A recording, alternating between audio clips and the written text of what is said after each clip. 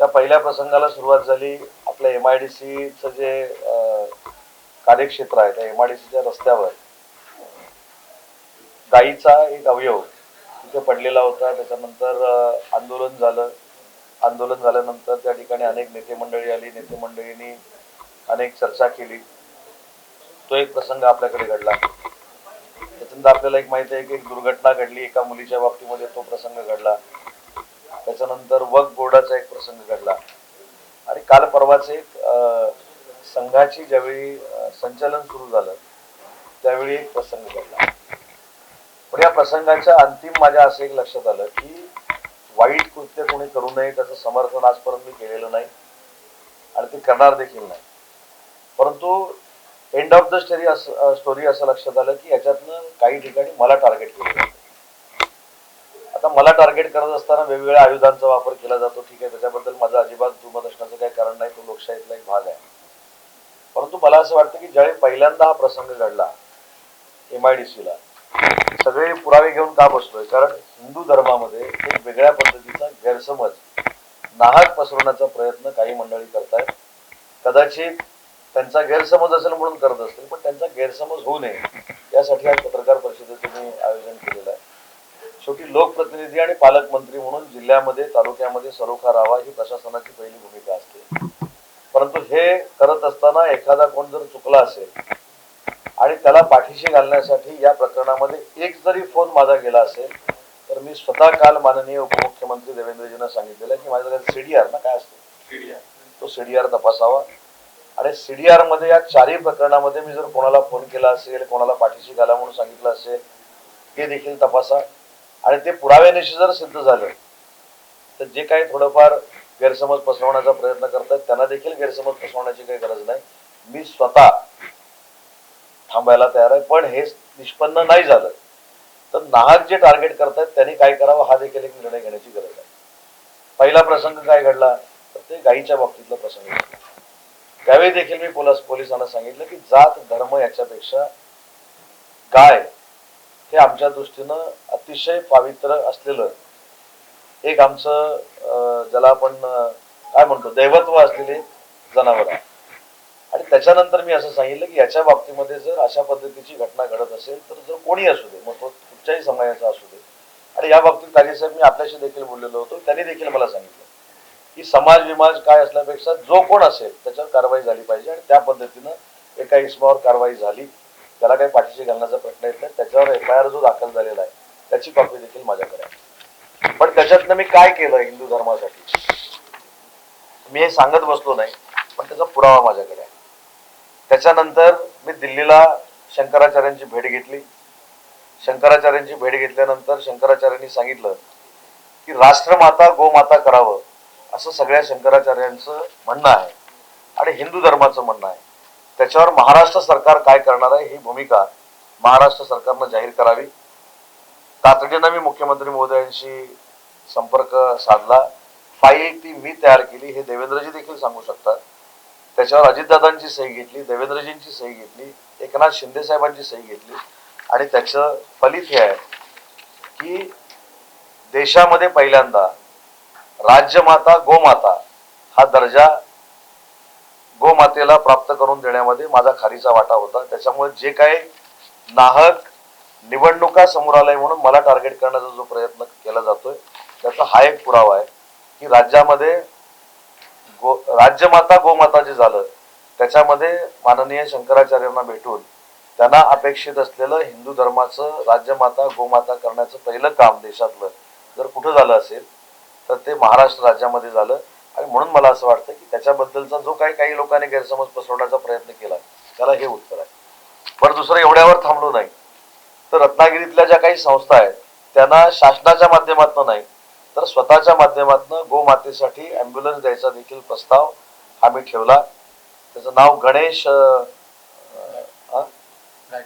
गायकवाड, त्यांच्याशी माझी 3-4 वेळा चर्चा झाली आणि त्यांनी देखील मान्य केले की हे सगळं जर आपल्याला करायचं असेल तर गोमातेसाठी ॲम्ब्युलन्स आवश्यक आहे. ते ॲम्ब्युलन्स देखील शासनाच्या पैशातनं नाही माझ्या कुटुंबाकडनं देण्याचा निर्णय घेतला, कारण माझे देखील आई वडील हे हिंदूच आहेत.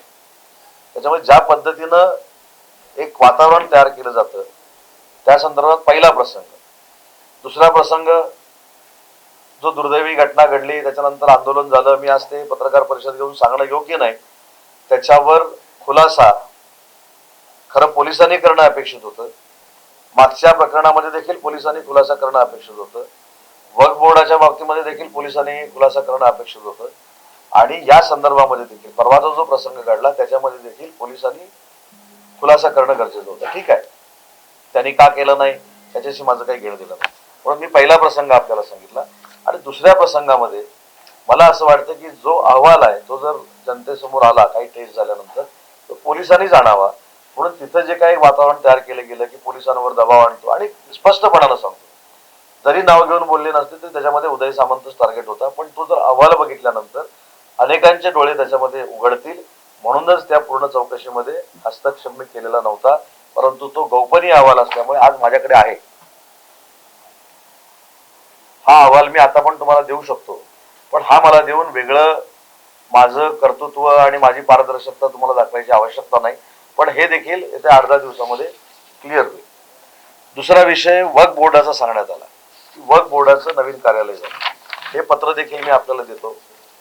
वक्फ बोर्डाचं कार्यालय हे माझ्याकडनं मंजूर झालेलं कार्यालय नाही, हा त्याचा पुरावा आहे. हे महाराष्ट्र शासनानं मंजूर केलेलं कार्यालय आहे. आणि हे कधी केलंय, सगळ्यात म्हणजे मला माझ्या सहकार्यांना एक विनंती करायची आहे की हे कागदपत्र थोडे बघितले पाहिजे. बरं, हा कधी निर्णय झालाय, हा निर्णय काय माझा आहे का? हा निर्णय अजिबात माझा नाही. सांगतो ना, तारख पण सांगणार, कागद पण देणार. फक्त एखाद्या व्यक्तीचं राजकीय करिअर संपवण्यासाठी हिंदू धर्मामध्ये गैरसमज पसरवण्याचा जो काही लोक घाट घालतात त्याला हे उत्तर आहे. हे वक्फ बोर्डाचं जे ऑफिस आहे त्याच्याशी माझा काडी मात्रही संबंध नाही. हे माझ्या डिपार्टमेंटनं मंजूर केलेलं कार्यालय नाही. ज्यावेळी रत्नागिरी जिल्ह्याच्या मुस्लिम बांधवांनी मुंबईमध्ये या खात्याचे मंत्री अब्दुल सत्तार साहेब जे आहेत, जे मुस्लिमच आहेत, त्यांची भेट घेतली, त्याच्यानंतर हा प्रस्ताव कॅबिनेटमध्ये आला. आणि याला मंजुरी ही आज नाही मिळाली. याला मंजुरी 25/5/2023 ला मी दिलेली नाही, महाराष्ट्र सरकारनं दिलेली आहे. मला फक्त एवढंच सांगायचं आहे की गैरसमजातनं एखाद्याची बदनामी करण्यापेक्षा महाराष्ट्र सरकारमध्ये जसे एकनाथ शिंदे साहेबांची शिवसेना आहे तशी देवेंद्रजींची भाजपा देखील आहे. आणि हे मी देवेंद्रजींना सांगितलं, आता देखील गाडीमध्ये सांगितलं की मी अशी पत्रकार परिषद घेतोय आणि हे सगळे खुलासे करतोय. त्याच्यावर त्यांनी सांगितलं की हे खुलासे होणं गरजेचंच आहे. बाकी ठीक आहे, बाकीची काही चर्चा झाली असेल. काही लोक म्हणतात देवेंद्रजींचा मी नावाचं भांडवल करतो, अजिबात नाही. काल असं सांगण्यात आलं मी मनोज जरांगेंना भेटलो, काही लोकांनी पोस्ट टाकलाय, ते देवेंद्रजींना दुखवण्यासाठी केलं. आधी एक माहितीसाठी सांगतो, मी जाऊन आल्यानंतर जे जे काय झालं त्याचा शब्दांशब्द हा माननीय उपमुख्यमंत्री देवेंद्रजींना मी सांगितलेला आहे. तिथं काय जी चर्चा झाली ती देखील सांगितलेलं आहे. त्याच्यातनं मला देवेंद्रजींनी काही सल्ले दिलेले आहेत. शेवटी राज्यस्तरावर कदाचित काय होतंय, कदाचित काही लोकांना कळत नसेल म्हणून हा गैरसमज आहे. पण जसं मी मनोज जरांगेंना भेटलो तसंच मी लक्ष्मण हाकेंना देखील भेटलो आणि लक्ष्मण हाकेंना देखील भेटणार आहे. आता मग लक्ष्मण हाकेंना भेटल्यानंतर काय भूमिका राहणार, बरोबर आहे की नाही?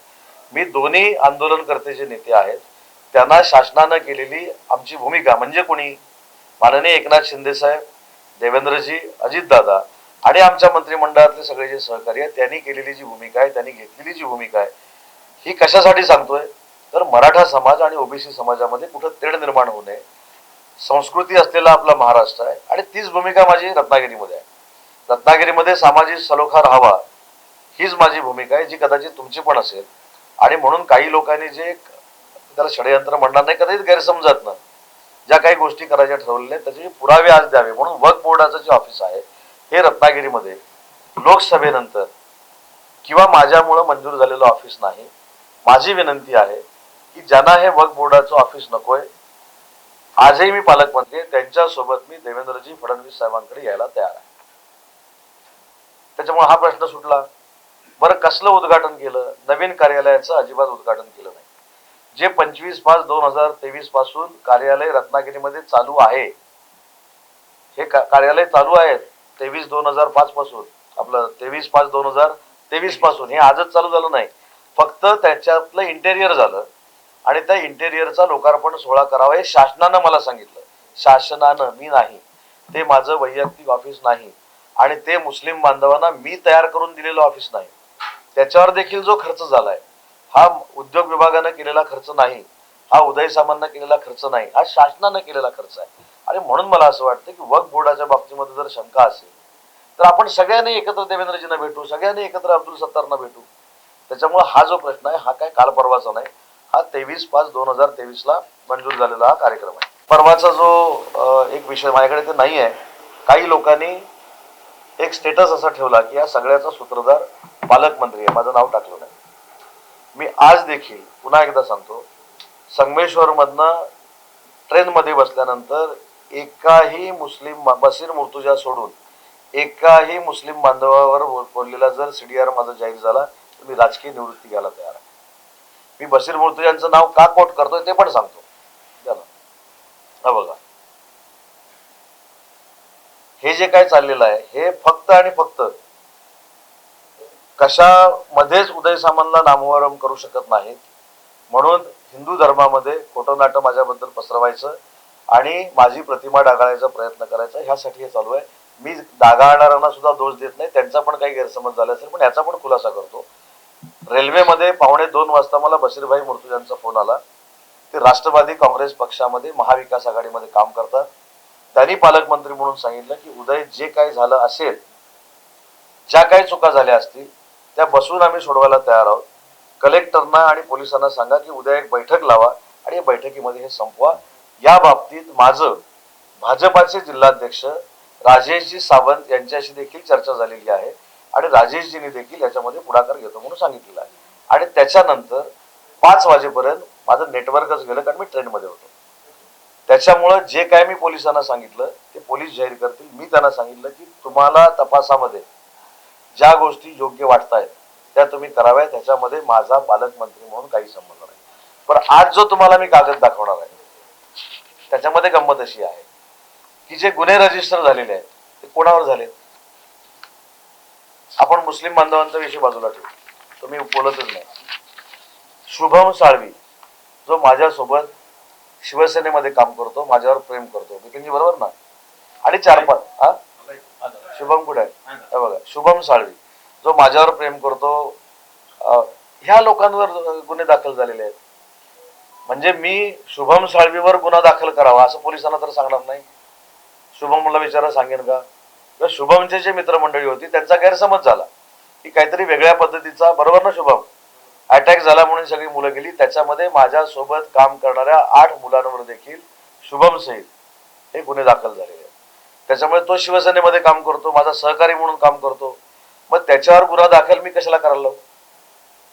त्याच्यामुळे जे कोणाचे गैरसमज होत आहेत त्यांना, म्हणून मगाशी मी सांगितलं की माझे आई वडील देखील हिंदू आहेत, मी देखील हिंदू आहे, परंतु प्रामाणिकपणानं या मतदारसंघामध्ये, या जिल्ह्यामध्ये सामाजिक सलोखा राहावा हा प्रामाणिकपणाचा उद्देश डोळ्यासमोर ठेवून मी काम करतोय. टाइम्स डिजिटलला लाईक करा, शेअर करा, सबस्क्राईब करा आणि बेल आयकॉन दाबायला विसरू नका. Times digital.